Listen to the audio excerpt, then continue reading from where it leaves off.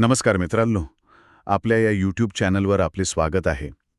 आज आपण मराठी साहित्यातील एका काय म्हणू अजरामर विनोदी खजिन्यावर चर्चा करणार आहोत. आचार्य प्र के अत्रे यांचं झेंडूची फुले. आता हे नाव ऐकल्यावर वाटतं की हे एखादं साधं, सोपं, हलकं-फुलकं पुस्तक असेल. पण खरं सांगायचं तर हे पुस्तक म्हणजे मराठी साहित्यातील एक अशी बाग आहे, जिथे हास्याचे फवारे आहेत, पण विचारांना टोचणारे काटेही आहेत. आजच्या आपल्या चर्चेचं उद्दिष्ट हेच आहे की 70-80 वर्षांपूर्वी लिहिलेलं हे पुस्तक आजही आपल्याला खळखळून हसवतं आणि तितकंच अंतर्मुखी करतं. हे कसं शक्य आहे? यामागचं अत्रेंचं रसायनशास्त्र आपण उलगडून पाहणार आहोत. तुम्ही बाग हा शब्द वापरलात तो अगदी अचूक आहे. कारण अनेकांना वाटतं की हे एक सलग कथानक असलेलं पुस्तक असेल, पण तसं नाहीये. ही खरोखरच विविधरंगी फुलांनी भरलेली बाग आहे. यात काही कथा आहेत, काही वैयक्तिक अनुभव आहेत, काही केवळ शब्दविनोदावर आधारलेले प्रसंग आहेत, तर काही तत्कालीन समाजावर आणि राजकारणावर केलेली मार्मिक टीका आहे. यात सलगता नाही, पण एक समान धागा आहे. तो म्हणजे अत्रेंची तीक्ष्ण निरीक्षण शक्ती आणि शब्दांवरची विलक्षण पकड. चला मग याच बागेत थोडं फिरून येऊया.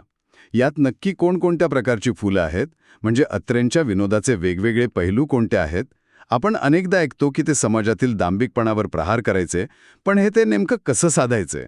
एखादं उदाहरण देता येईल का, जे ऐकणाऱ्याच्या मनात असं चित्र उभं करेल? हो, नक्कीच. दांभिकपणावरचा प्रहार हा तर त्यांच्या लेखणीचा आत्मा आहे. मला एक प्रसंग आठवतो, ज्यात एक तथागतित समाजसेवक एका दुष्काळग्रस्त भागाच्या पाहणी दौऱ्यावर जातो. तो तिथे भाषणात गरिबी, शेतकऱ्यांची दुरावस्था यावर इतकं कळवळून बोलतो की लोकांच्या डोळ्यात पाणी येतं. पण त्याचं भाषण संपताच तो पडद्यामागे आयोजकांशी आपल्या मानधनाच्या रकमेवरून आणि येण्या-जाण्याच्या गाडीच्या दर्जावरून कडाक्याचं भांडण सुरू करतो. वा, म्हणजे शब्दांचे बुडबुडे आणि कृतीतील पोकळपणा यावर केलेला हा थेट हल्ला आहे. या एकाच प्रसंगातून काहीही न बोलताच सगळं काही सांगून टाकलंय. आणि हे आजच्या काळातही इतकंच खरं वाटतं. म्हणजे बावळट किंवा अजाणतेपणामुळे निर्माण होणारा विनोद. ह्यात ते कोणावर टीका करत नाहीत, तर केवळ मानवी स्वभावातील गमतीशीर बाजू दाखवतात. उदाहरणार्थ, एका कथेत एक नवीनच कारकून असतो, ज्याला त्याच्या वरिष्ठाने सांगितलेलं असतं की प्रत्येक कागदावर लाल शाईने अत्यंत महत्वाचे असा शिक्का मार. तो बिचारा इतक्या प्रामाणिकपणे ते काम करतो की तो रद्दीत टाकण्याच्या कागदांवर, अगदी वरिष्ठांच्या चहाच्या बिलावरही तोच शिक्का मारून ठेवतो. आणि मग त्यातून जो गोंधळ उडतो तो आपण कल्पना करू शकतो. म्हणजे इथे कोणाला दुखावण्याचा हेतू नाहीये, पण त्या साध्या सरळ वागण्यातून निर्माण होणारी परिस्थितीच हास्यास्पद आहे. आणि राजकारणाबद्दल काय? तो तर त्यांचा आवडता विषय होता. हो, राजकारण्यांना तर त्यांनी अक्षरशः सोलून काढलंय. पण त्यात द्वेष नाही, तर एक खेळकरपणा आहे. ते नेत्यांच्या भाषणांमधल्या विसंगती अचूक पकडायचे. एका ठिकाणी ते लिहितात की एक नेतेजी भाषणात म्हणाले, आपण काटकसर केली पाहिजे, आणि हे वाक्य बोलून झाल्यावर त्यांनी रेशमी रुमालाने आपल्या भांगेवरून ओघळलेला घामाचा थेंब टिपला.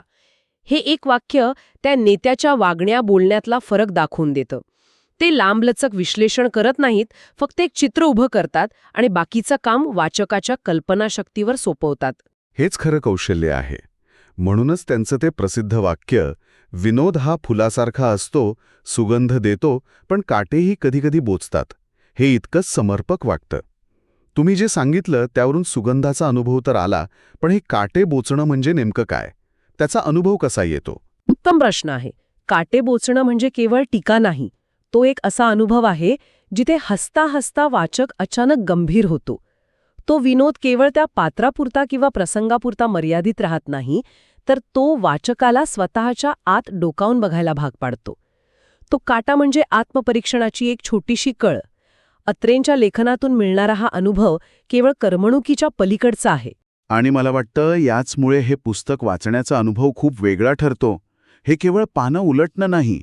मला तर हे पुस्तक वाचताना अनेकदा असं वाटलं की मी एखादा धमाल एकांकिकांचं नाट्यच बघतोय. जसा काही पडदा उघडतो, एक पात्र मंचावर येतं, स्वतःची भूमिका चोख बजावतं, आपल्याला हसवतं किंवा विचारात पाडतं आणि निघून जातं. आणि ही पात्र आपल्याला इतकी ओळखीची वाटतात, अगदी आपल्या शेजारच्या काकांपासून ते ऑफिसमधल्या बॉसपर्यंत. तुम्हालाही तसाच अनुभव येतो का? अगदी तसाच. आणि याच नाट्यमय अनुभवामुळे वाचकाच्या मनात प्रतिक्रियेचे वेगवेगळे स्तर तयार होतात. पहिला स्तर तर अगदी स्वाभाविक आहे, निखळ हसू. काही प्रसंग इतके अफलातून आहेत की ते वाचताना हसू आवरणे शक्य नाही. मी जेव्हा पहिल्यांदा हे पुस्तक वाचत होते तेव्हा एका प्रसंगावर मी सार्वजनिक बसमध्ये इतक्या मोठ्याने हसले की आजूबाजूचे लोक माझ्याकडे विचित्र नजरेने पाहू लागले होते. तो विनोद तात्कालिक असतो, त्या क्षणाचा आनंद देणारा असतो. हां. मी हे पूर्णपणे समजू शकतो. पण विनोद फक्त तेवढ्यावरच थांबत नाही, नाही का? मग दुसरा स्तर येतो जिथे आपण त्या पात्रांशी आणि प्रसंगांशी स्वतःला जोडायला लागतो. एखादा किस्सा वाचल्यावर क्षणभर पुस्तक बाजूला ठेवून वाटतं, अरे वा, हे तर अगदी परवा आमच्या ओळखीत घडलं होतं. ही वास्तवाशी जवळीक साधणारी भावना अत्रेंच्या लेखनाला कालातीत बनवते. हो, त्यांनी रेखाटलेली माणसं ही केवळ पात्र राहत नाहीत, ती आपल्या आयुष्यात भेटलेल्या माणसांचे प्रतिनिधी बनतात. बरोबर, तुम्ही म्हणालात तसं तो दुसरा स्तर आहे जिथे विनोद आपला वाटायला लागतो. पण खरा अत्रे टच आहे तिसऱ्या आणि सर्वात महत्त्वाच्या स्तरात, तो म्हणजे आत्मपरीक्षणाचा.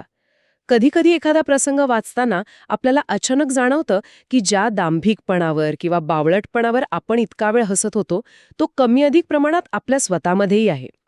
जेव्हा विनोद आपल्याला आरसा दाखवतो आणि त्यात आपलंच प्रतिबिंब दिसू लागतं तेव्हा त्या लेखकाचं खरं यश असतं. खरंय. आणि मला वाटतं हा तिसरा टप्पा आत्मपरीक्षणाचा सर्वात महत्वाचा आहे. कारण आजकालचा विनोद आपल्याला फक्त इतरांवर हसायला शिकवतो, स्वतःवर नाही. अत्रेंच्या विनोद मात्र आपल्याला हसता हसता स्वतःकडे अधिक प्रामाणिकपणे बघायला शिकवतो. ही गोष्टच त्यांना इतरांपेक्षा वेगळं ठरवते. निश्चितच. आणि याच तिसऱ्या टप्प्यामुळे झेंडूची फुले हे केवळ करमणूक न राहता एक आत्मचिंतनाचा विषय बनतं. तुम्ही जे सांगत आहात की विनोद वाचकाला अंतर्मुख करतो, त्यावरून मला वाटतं की आजच्या काळात ह्या पुस्तकाची गरज जास्त आहे, नाही का? म्हणजे इतक्या वर्षांनंतरही हे पुस्तक आजच्या वाचकाने का वाचावं याची अनेक कारणं असू शकतात, पण तुम्हाला सर्वात महत्त्वाचं काय वाटतं? मला वाटतं याचं सर्वात मोठं कारण आहे शुद्ध आणि बौद्धिक विनोदाची ओळख. आजकाल सोशल मीडियावर जो विनोद आपण पाहतो तो अनेकदा क्षणिक, सोपा आणि कधीकधी दुसऱ्याला अपमानित करणारा असतो. झेंडूची फुले आपल्याला दाखवून देतं की विनोद हा किती बुद्धिमान, किती सूक्ष्म आणि किती विचार प्रवर्तक असू शकतो. शब्दांशी खेळून एकाच वाक्यातून 2-3 अर्थ काढून विनोद कसा निर्माण करता येतो याचं हे एक पाठ्यपुस्तक आहे. या शब्दखेळाचे एखादं उदाहरण देता येईल का? म्हणजे त्यांची शैली किती कालातीत आहे हे लक्षात येईल. नक्कीच. अत्रेंच्या लेखनात श्लेष अलंकाराचा वापर खूप सुंदर रीतीने केलेला आढळतो. एका ठिकाणी ते एका कंजूस माणसाचं वर्णन करताना लिहितात, त्यांच्या घरी लक्ष्मी पाणी भरते पण फक्त पावसाळ्यात. आता या एका वाक्यात 2 अर्थ दडलेले आहेत. एक म्हणजे ते इतके श्रीमंत आहेत की जणू लक्ष्मी त्यांची दासी आहे, आणि दुसरा खरा अर्थ म्हणजे त्यांचं घर इतकं गळतं की पावसाळ्यात घरात पाणी साचतं. हा विनोद आजच्या मीम कल्चरच्या जमान्यातही तितकाच ताजा वाटतो, कारण त्याची रचनाच खूप हुशार आहे. अप्रतिम. ही भाषेवरची पकड खरंच अविश्वसनीय आहे. पण केवळ भाषेमुळेच हे पुस्तक महत्त्वाचं ठरतं का? की त्यातील सामाजिक भाष्यही आज तितकंच लागू होतं? कारण अत्रेंनी ज्या समाजावर लिहिलं तो समाज आणि आजचा समाज यात खूप अंतर आहे. आण्वी प्रवृत्ती तीच आहे. हेच तर या पुस्तकाचं यश आहे. अत्रे व्यक्तींवर टीका करत नाहीत, ते प्रवृत्तींवर बोट ठेवतात. दांभिकपणा, स्वार्थ, बडेजावपणा, अज्ञान या प्रवृत्ती तेव्हाही होत्या आणि आजही आहेत. फक्त त्यांची रूपं बदलली आहेत. तेव्हाचे व्यासपीठावरची ढोंगी पुढारी आज आपल्याला सोशल मीडियावर इन्फ्लुएन्सरच्या रूपात दिसतात. तेव्हाचे सरकारी दिरंगाई करणारे कारकून आज वेगळ्या स्वरूपात भेटतात. त्यामुळे जेव्हा आपण झेंडूची फुले वाचतो तेव्हा आपल्याला जाणवतं की केवळ पात्र आणि पार्श्वभूमी बदलली आहे, पण मानवी स्वभावाचं मूळ नाटक तेच आहे. म्हणजे हे पुस्तक म्हणजे एक प्रकारे मानवी स्वभावाचा टाईम कॅप्सूल आहे. आणि मला आणखी एक मुद्दा महत्त्वाचा वाटतो, तो म्हणजे या पुस्तकाचं स्वरूप. यातली प्रकरणं खूप छोटी आहेत. आजच्या धावपळीच्या जीवनात जिथे लोकांकडे वेळ कमी आहे आणि लक्ष विचलित होण्याची शक्यता जास्त आहे, तिथे कदाचित हे स्वरूप खूप सोयीचं ठरतं. अगदी बरोबर मुद्दा मांडलात. यालाच मी हलके फुलके पण प्रगल्भ वाचन म्हणते. तुम्ही 5 मिनिटात एखादं प्रकरण वाचून संपवू शकता, पण त्यातून मिळालेला विचार किंवा चेहऱ्यावर आलेला हसू तुमच्यासोबत पुढचा तासभर राहतो. आजच्या टिकटॉक किंवा रील्सच्या जमान्यात जिथे आपल्याला कमी वेळात काहीतरी प्रभावी हवं असतं, तिथे झेंडूची फुले हे उत्तम साहित्यिक उत्तर आहे. हे शॉर्ट अँड स्वीट आहे, पण त्याच वेळी डीप अँड मिनिंगफुल सुद्धा आहे. थोडक्यात मराठीतील बौद्धिक आणि दर्जेदार विनोदाची परंपरा खऱ्या अर्थाने समजून घ्यायची असेल तर आचार्य अत्रेंना आणि विशेषतः झेंडूची फुलेला वगळून पुढे जाताच येणार नाही. अजिबात नाही. हे पुस्तक म्हणजे मराठीतील प्रगल्भ विनोद परंपरेचा एक मैलाचा दगड आहे.